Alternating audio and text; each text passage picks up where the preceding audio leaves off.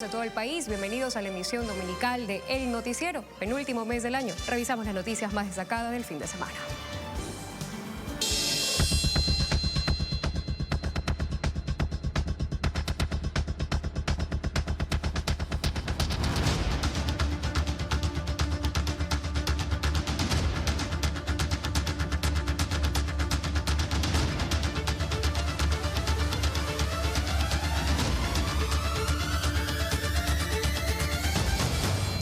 Las aglomeraciones se han convertido en un tema preocupante en distintas regiones del país. En Quito, las cámaras del ECU 911 captaron el consumo de alcohol durante la celebración de Halloween. Véanlo ustedes. Un campeonato de exhibición de motos y autos tuning reunió a cientos de personas en la Tribuna del Sur en Quito, en donde fue el lugar de mayor aglomeración registrada la noche del sábado. Era Halloween y pese a la prohibición de venta de licor, en este lugar los jóvenes generaron aglomeración para consumir licor sin importarles las normas de bioseguridad. Lastimosamente, en las grandes urbes como Quito, Guayaquil, Cuenca, sí se notan en algunos sectores grandes aglomeraciones de personas. Pese a la insistencia de las autoridades, quienes estaban aglomerados divirtiéndose no querían retirarse pese a que en Quito existe la prohibición de venta de licor. Son $100 también por incumplir esto. Ya en el día, las aglomeraciones continuaron en distintos lugares como el centro histórico. En cambio, en los parques se vio personas sin mascarilla haciendo deporte. Cada uno tiene que cuidar, si ya depende de ellos. Si no lo usamos, entonces nos vamos a contagiar y vamos a contagiar a los demás. Debemos hacer conciencia y cuidarnos y cuidar al resto de la población. ¿Qué le pasa? ¿Qué le pasa? Pase conductor. Incidentes como estos hacen que Quito sea la ciudad del país que registra más contagios de COVID-19. Juan Pablo Ruiz, TC Televisión. Guayaquil vivió una primera jornada de asueto con el cierre de varios sitios de concentración pública. Sin embargo, en algunos lugares hubo aglomeraciones. Es evidente una masiva concentración de personas en el lugar y lo registró la noche del sábado. Una cámara de videovigilancia urbana que corresponde a las calles 9 de octubre y Pedro Carbo, la Plaza Rocafuerte junto a la Iglesia San Francisco, en pleno centro de Guayaquil. A pesar de lo evidenciado, el Comité de Operaciones Emergentes Cantonal dispuso medidas de control en varios lugares de concentración pública que permanecerán cerrados hasta el 3 de noviembre, con el fin de precautelar la salud de la población. La gente igual salió a las calles, hubo un normal tránsito de vehículos y una gran mayoría de ciudadanos respetando la disposición de usar mascarilla, aunque algunos ignoraban la norma expresa. En la bahía de Guayaquil también se registró una masiva presencia de personas. A pesar de lo expuesto, las autoridades han dicho que hay un monitoreo permanente del cumplimiento de las medidas de bioseguridad, distanciamiento social y aforo máximo permitido en restaurantes y centros comerciales. En caso de detectarse alguna aglomeración, dichos lugares se cerrarán automáticamente. José Luis Calderón, TC Televisión. En las terminales terrestres de Quito no se cumple con las medidas de bioseguridad. En los buses hay mayor riesgo de propagación del coronavirus. A ver, no va a retirar nada, llama a la MT. No va a retirar nada. Yo tengo que dejar 14 asientos y eso es todo. Este video fue grabado por un pasajero que viajaba desde Quito hacia el norte del país en una unidad de bus de la cooperativa San Cristóbal. No cumple lo que dice aquí. ¿Cuál es el problema? Lo que dice aquí. Nadie debe sentarse. ¿Cuál es el problema? El pasajero se negaba a que otra persona se siente junto a él, en donde estaba el letrero de distanciamiento social. Tiene que mantener la distancia. Tengo que dejar 14 asientos y eso es todo. Aquí estaba cuando yo me subí, mantener la distancia. Vía comunicado, la cooperativa San Cristóbal lamentó lo ocurrido y asegura que la unidad cumplió con el aforo del 75% y que tenía 48 asientos ocupados y 16 libres. En el comunicado, la empresa asegura que trabaja con todas las normas de bioseguridad. Sin embargo, como se ve en el video, el personal de la unidad de transporte llevaba el cubrebocas, pero en la quijada. Juan Pablo Ruiz, TC Televisión. Lamentable, la pandemia no ha pasado y es importante tomar en cuenta estas medidas si no queremos volver a un confinamiento. Varios turistas viajaron hasta Salinas en el inicio del feriado. Para contarnos cuál es el ambiente en ese balneario, hacemos contacto con José Luis Calderón. Adelante, José Luis, te escuchamos.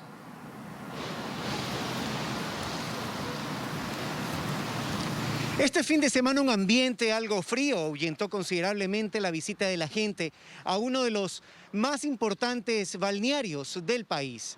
A esto se suma la restricción impuesta para estar en su playa.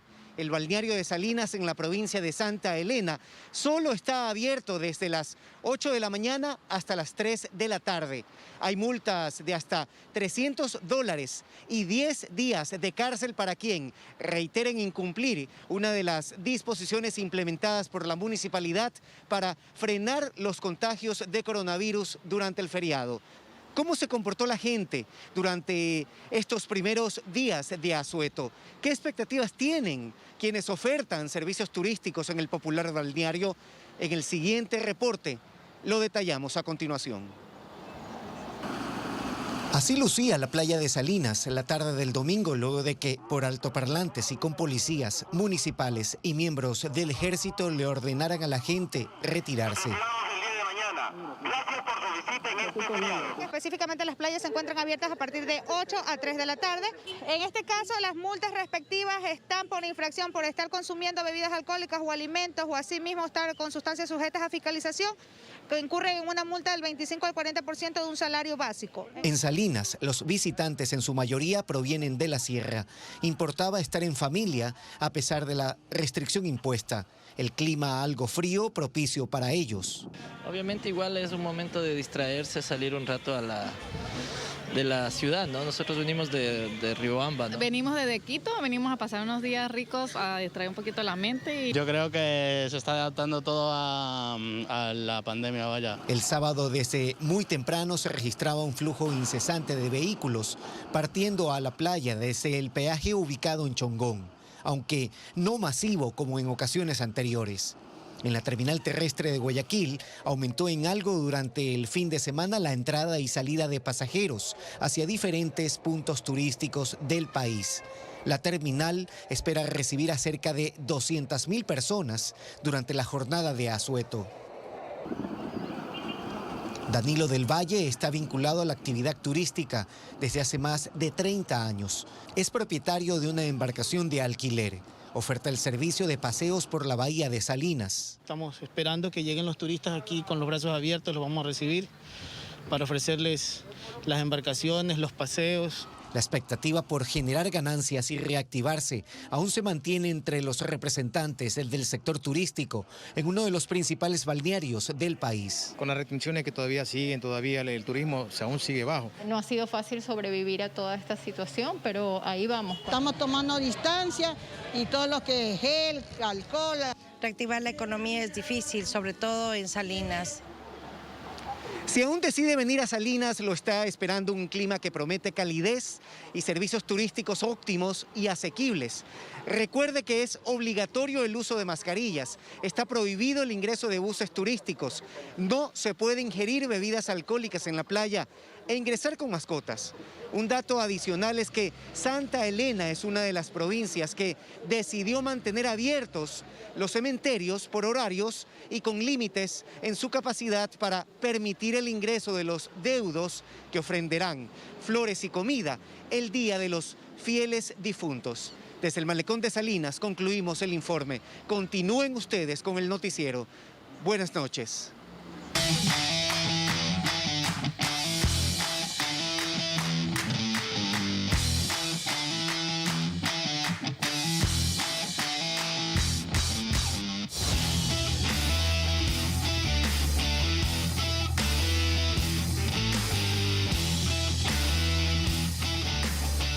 Richard Carapaz no deja de sorprendernos. Nuevamente el líder de la Vuelta a España. Los detalles en pocos minutos.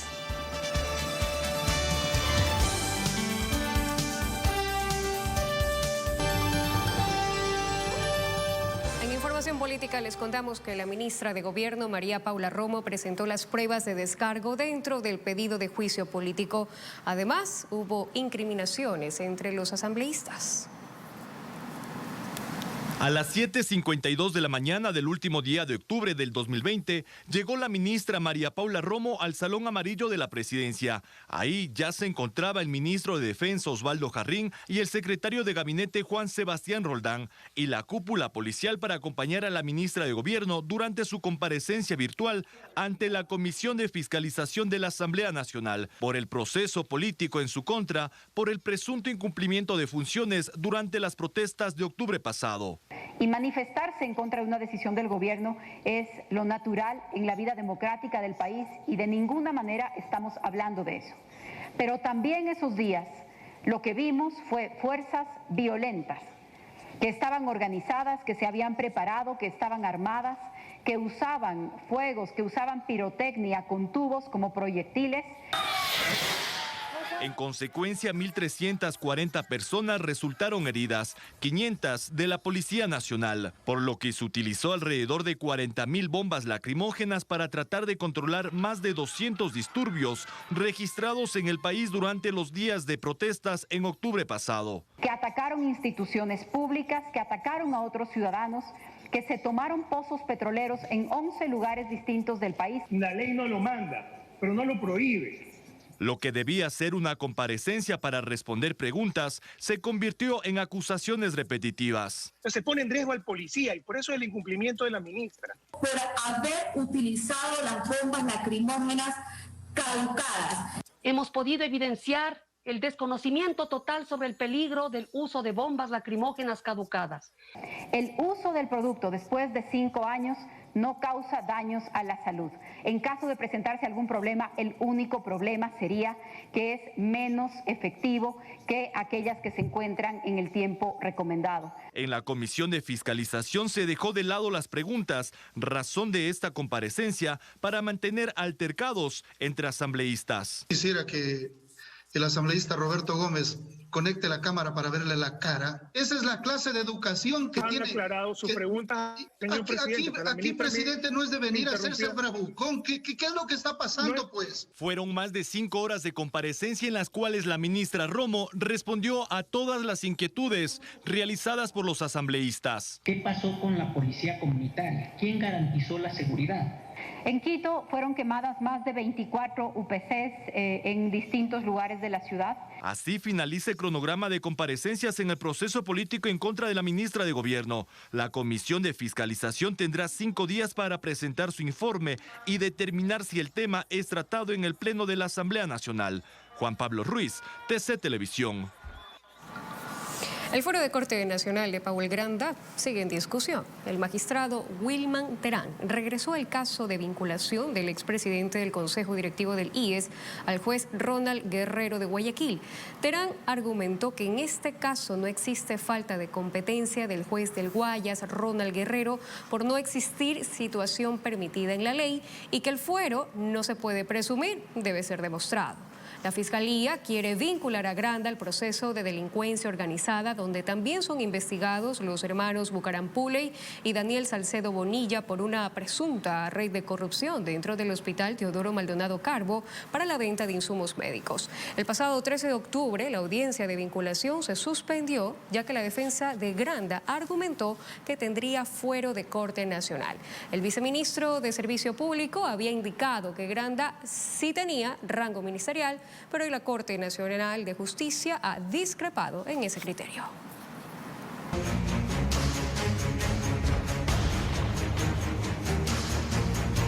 Durante el fin de semana, 2 personas fueron asesinadas con disparos en la provincia. Se reportó en Manta.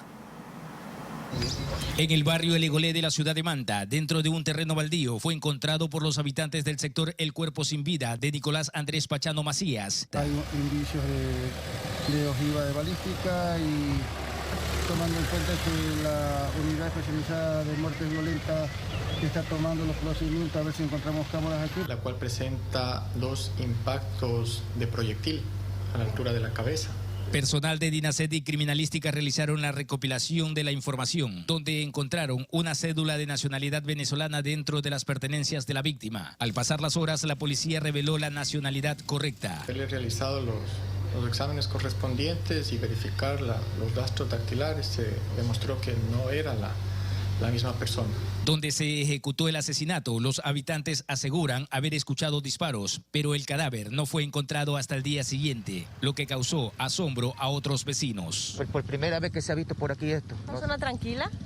Sí, una zona tranquila, ¿para qué? Pero no sé lo que ha pasado. Se conoció que la víctima registraba antecedentes penales por droga y había sido amenazado, por lo que se encontraba escondido, pero sus verdugos aprovecharon su descuido para ejecutarlo. Están trabajando personal investigativo en el lugar, tratando de recabar la mayor cantidad de información posible. En Portoviejo, un joven que iba como copiloto en una motocicleta cayó a la calzada después de haber recibido un disparo en su cuerpo, lo que acabó con su vida. Al sitio llegó la Policía Nacional, quien identificó a la víctima como Rezabala Lor Jordi Arón. En lo que va del año se han registrado hasta el mes de octubre 80 muertes violentas.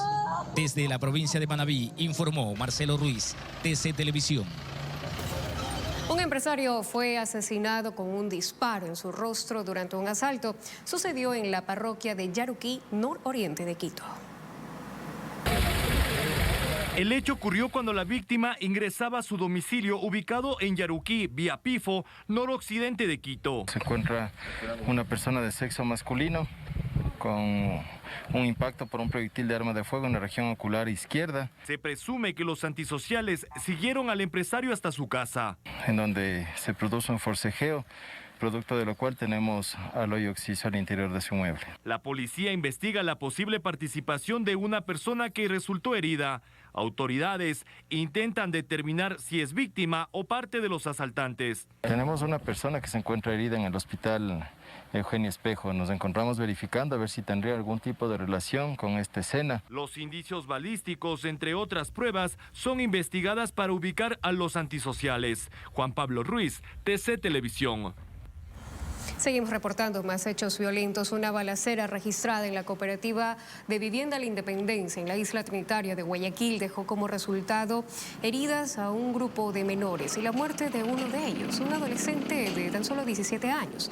El hecho sería de una represalia por un asesinato de una persona con antecedentes delictivos por disputas de territorios para la venta de droga. Lo que conocemos al momento de llegar es que personas que circulaban al interior de un vehículo taxi amarillo procedieron a hacer disparos a los 3 menores de edad que se encontraban en una esquina en el sector de Trinitaria Norte, más o menos a la altura del tanque de Interagua.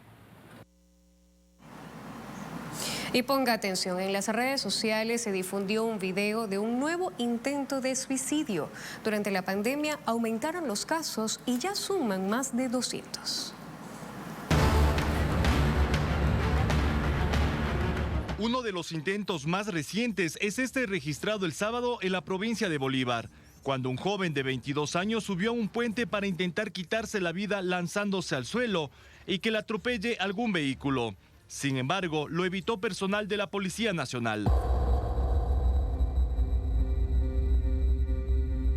Horas antes, en Quito, otro joven también intentó quitarse la vida. De acuerdo al reporte de emergencias atendidas por el ECU 911, las provincias que más suicidios registran son Guayas, El Oro y Manabí. No, lastimosamente, la ciudad más complicada en este tema ha sido Guayaquil con 34, después tenemos Quito con 13, Santo Domingo con 12 y Machala con 10. En el país, 216 personas se han quitado la vida en lo que va de la pandemia y 409 casos han sido evitados. Es preocupante estos números porque son cifras que a veces la ciudadanía no las conoce, pero que se dan. Se recomienda a la población buscar ayuda en el ECU 911 y toda la información se mantendrá en reserva. Juan Pablo Ruiz, TC Televisión. Lamentable, esperamos que la situación mejore para todos. Y un derrumbe puso en riesgo a varias personas en la vía Puellaro, en el nororiente de Quito. Tras varias horas de trabajo, la vía fue habilitada.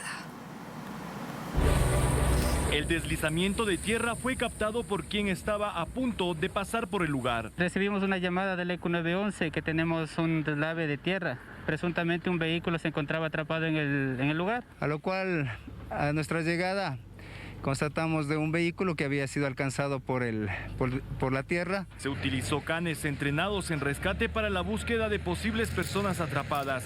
Sin embargo, nadie quedó enterrado bajo la tierra. Se está habilitando la vía con maquinaria del sector, dejando la vía en condiciones seguras. Al lugar también acudió la ambulancia y la zona fue supervisada desde el aire por el helicóptero de Cuerpo de Bomberos. El hecho ocurrió en la vía Puéllaro, San José de Minas, a 1 hora al norte de Quito.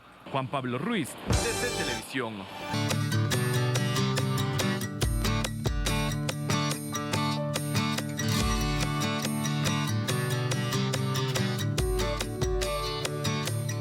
Se muestra orgullosa de su historia, su gente, su cultura y está lista para recibir a los turistas durante su aniversario de independencia. Willo Prado nos tiene un informe a esta hora desde la Atenas del Ecuador. Adelante.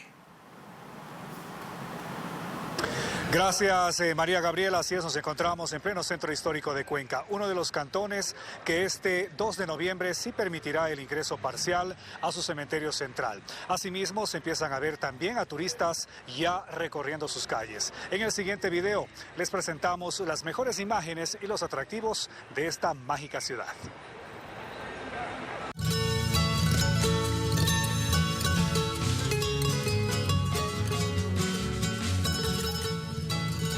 Primero, la esencia mismo de Cuenca, que es cultura, ¿no? Por donde uno camina va a encontrar cultura, va a encontrar un museo, va a encontrar una historia que nos lleve a años atrás, a contarnos cómo nació esta ciudad hermosa, el por qué se asentó aquí, por qué incluso antes de que se asiente ya la ciudad como república, nuestros aborígenes, nuestros indígenas decidieron asentarse en tierras como esta.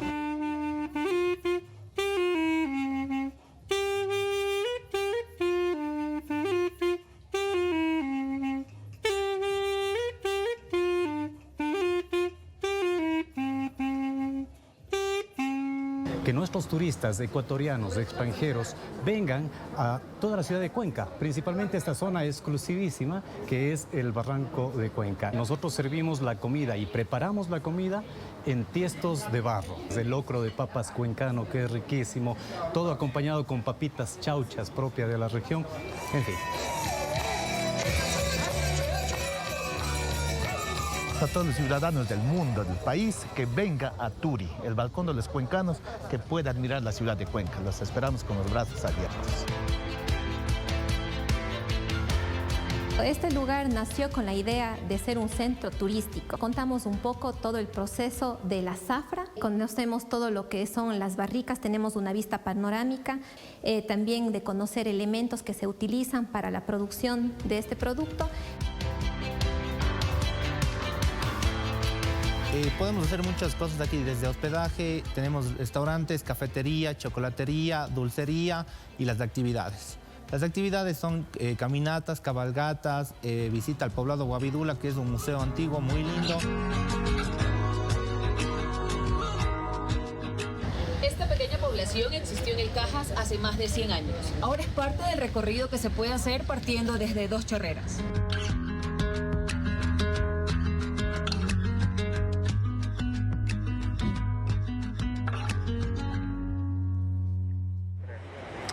Esto ocurre en la ciudad de Cuenca. Mientras tanto, a 30 minutos está ubicado el cantón Gualaceo, también un destino muy turístico de la provincia de La Azuay y que se ha preparado para recibir a cada uno de sus visitantes en este feriado. Vamos a chequear qué es lo que nos ofrece.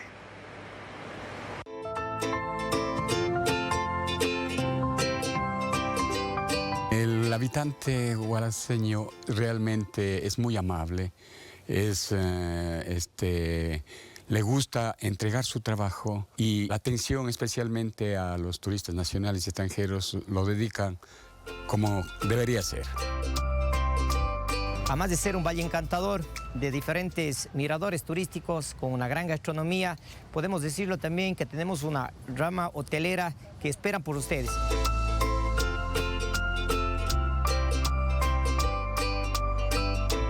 Esto es nuestro plus, se diría, aquí en las fritadas de Serta, mantener la tradición de cocinar en leña.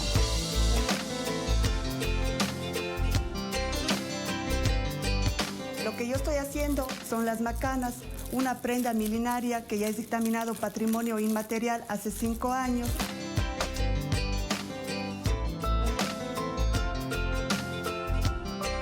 La cultura, la tradición de nuestros pueblos es lo que debemos conservar a través del tiempo. Entonces, el arte plasmado en un monigote más la pirotecnia crea un show de luces, crea algo que las personas llaman como que una fiesta, una algarabía, disfrutando quizás una festividad religiosa o festejando quizás un evento social, debido a que una fiesta sin pirotecnia no es fiesta como generalmente lo dicen.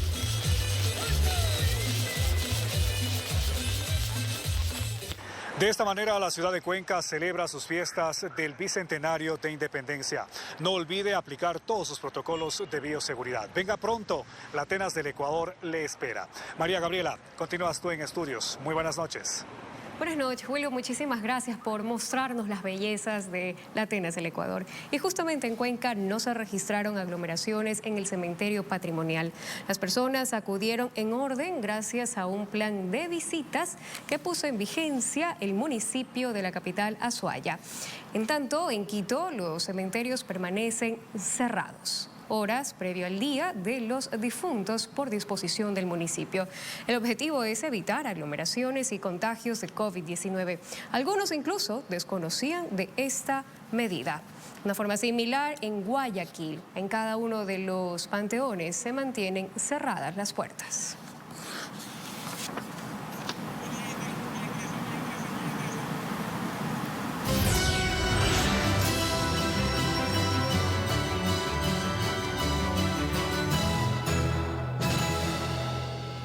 En información del mundo, Filipinas, el tifón Goni deja hasta el momento 10 personas fallecidas. Las autoridades hablan de condiciones catastróficas en algunas regiones. El tifón Goni abatió sobre Filipinas el domingo, como el fenómeno más poderoso de este año, y causó severos daños en algunas regiones tras haber evacuado a cerca de 400.000 personas. Al menos una decena de personas murieron, una de ellas fue un niño de 5 años. El tifón tocó tierra en la isla Catanduanes hacia las 5 horas local, con vientos de hasta 225 kilómetros por hora y ráfagas de 310 que arrancaron los tejados, árboles y provocaron inundaciones. Goni entró en categoría de supertifón, pero al avanzar sobre la isla de Luzón, en dirección a Manila, perdió fuerza. Catanduanes y Albay fueron las provincias más afectadas. Hubo avalanchas de barro volcánico que arrollaron 2 pueblos cercanos al volcán activo Mayón, en Albay. Las carreteras están cubiertas de restos procedentes de las montañas, de ramas y de arena. En Manila, la capital, los habitantes de algunas barriadas situadas en zonas poco elevadas fueron evacuados ante el riesgo de inundaciones y el aeropuerto estaba cerrado. Cientos de personas se quedaron bloqueadas después de que los guardacostas ordenaron a los ferries y a los barcos pesqueros permanecer amarrados, ya que se esperaban olas de hasta 15 metros en alta mar. Goni llega una semana después de Molave, que afectó la misma región, pero otro tifón está tomando fuerza en el Océano Pacífico y debería golpear de nuevo el archipiélago. La crisis sanitaria por el COVID-19 complica la situación, puesto que numerosos recursos de emergencia ya están destinados a la lucha contra el coronavirus. Inglaterra y Austria anunciaron un segundo confinamiento de su población, mientras que Grecia, Portugal, Escocia y Gales reimpusieron cuarentenas parciales.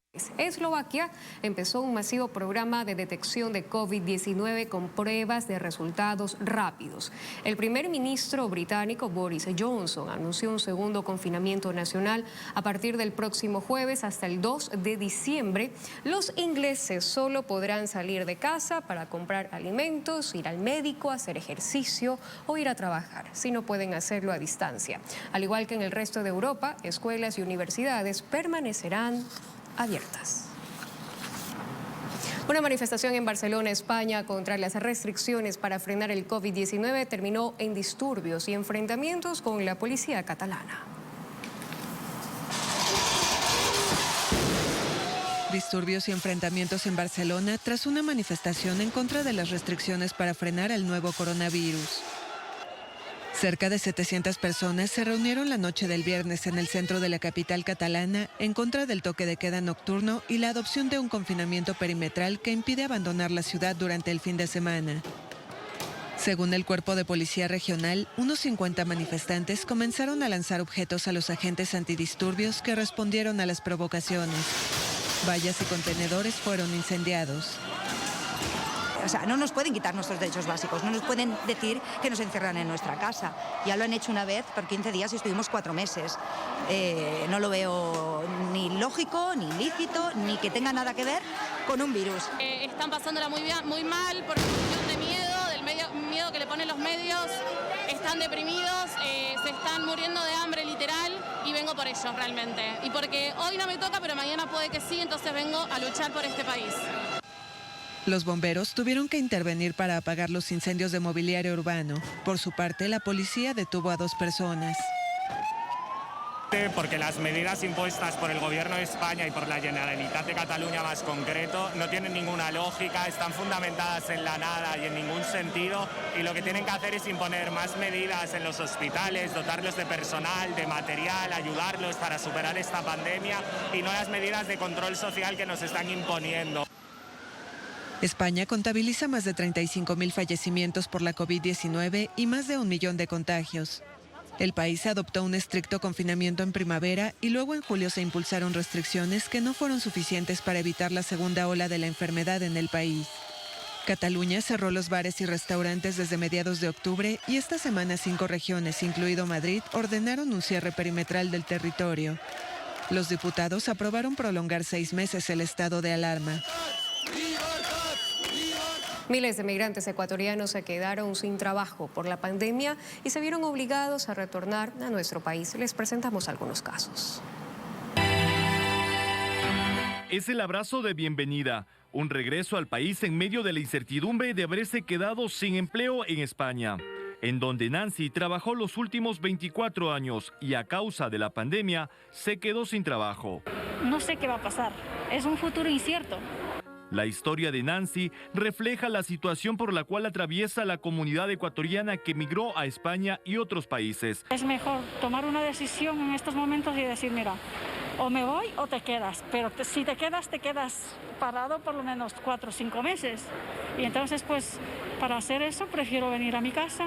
Portando flores, cuidando el distanciamiento social, mientras otros afuera, a espera de que les permitan ingresar para recibir a sus compatriotas y seres queridos que regresan al país con maletas cargadas de historias e incertidumbre. Me hace la vida más diferente, no llores, tranquila, que yo estoy bien y tú también vas a estar bien. Si bien no hay cifras oficiales de cuántos compatriotas se han quedado sin empleo en el exterior, hay quienes son más optimistas. Para gente que sabe trabajar hay mucho, pero para gente que no le gustan, pues entonces tampoco no hay. Solo en España se estima que hay más de 130.000 ecuatorianos. La mayoría de ellos, según los compatriotas que regresan al país, atraviesan una difícil situación económica que en algunos casos hacen que regresen al Ecuador únicamente con la ropa que traen puestos y quizá algunos recuerdos para quienes los van a acoger en sus casas mientras encuentran trabajo. Juan Pablo Ruiz, TC Televisión. La modificación de hábitos para precautelar la salud en tiempos de pandemia también involucran con exigencia las medidas de bioseguridad que aquí en TC Televisión se implementan. Los controles permanentes, higiene y desinfección del personal permiten minimizar los efectos del COVID-19.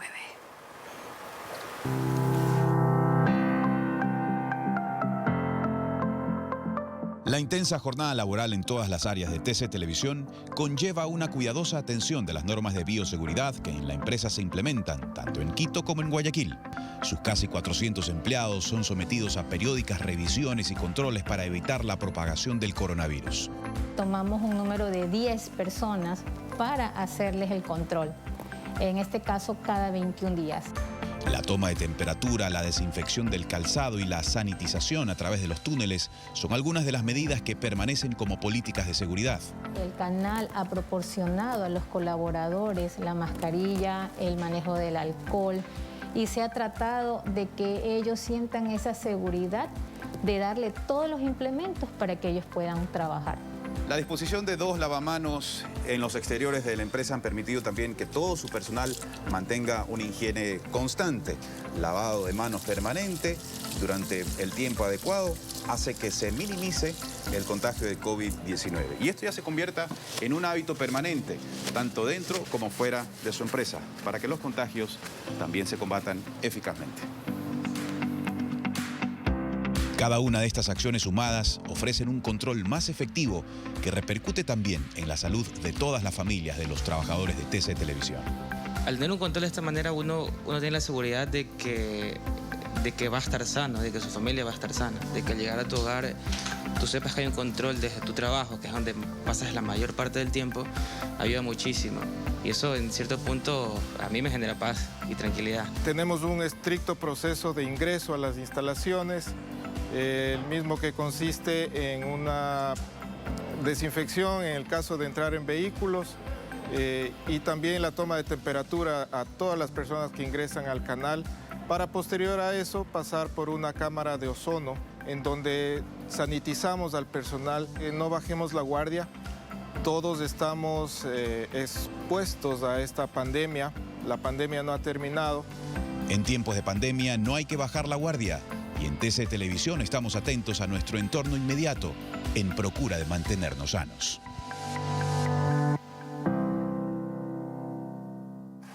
Bien amigos, así concluimos. Que tengan un excelente feriado y cuídese, tomen las medidas de bioseguridad. Recuerde que si usted se cuida, también estará cuidando a los suyos. Las noticias regresan el día martes a las 19 horas. Por mi parte, que descansen y buenas noches.